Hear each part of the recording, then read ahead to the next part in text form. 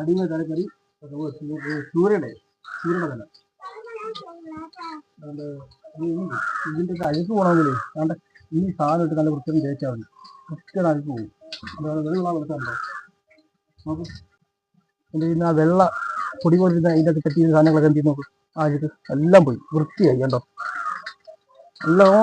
നല്ല വൃത്തിയാവും. പൂവെല്ലാം വലിച്ചു കയറ്റി കാണാതെ കണ്ടോ.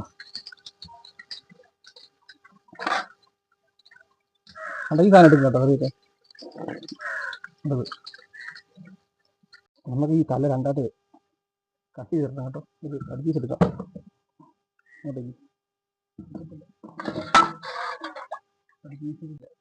കൊടുവാള് കൊണ്ടുവന്നു കേട്ടോ. അതൊക്കെ വെട്ടി നോക്കാം. നോക്കാറൊന്നുമില്ല. വെട്ടി അത് മുറിച്ചുണ്ടാവും. കഴുകി കഴിഞ്ഞ് ഇനി നമ്മൾ കറി വെക്കാം.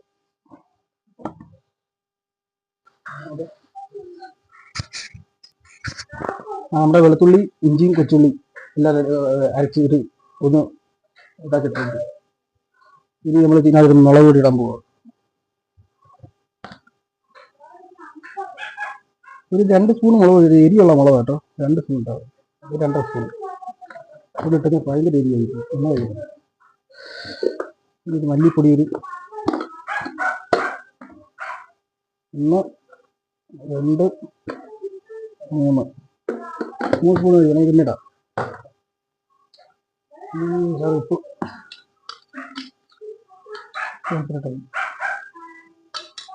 ഉപ്പ് ഞാനേ കുടംപുള്ളി അല്ലേ ഇടുന്നത്. ഞാൻ പിഴുപുള്ളി ആയിരുന്നു കേട്ടോ. പിഴുപുള്ളി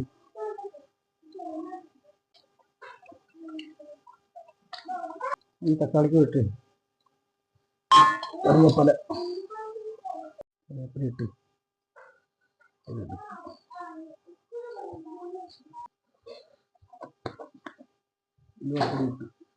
ഇച്ചിരി കുരുമുളക് പൊടി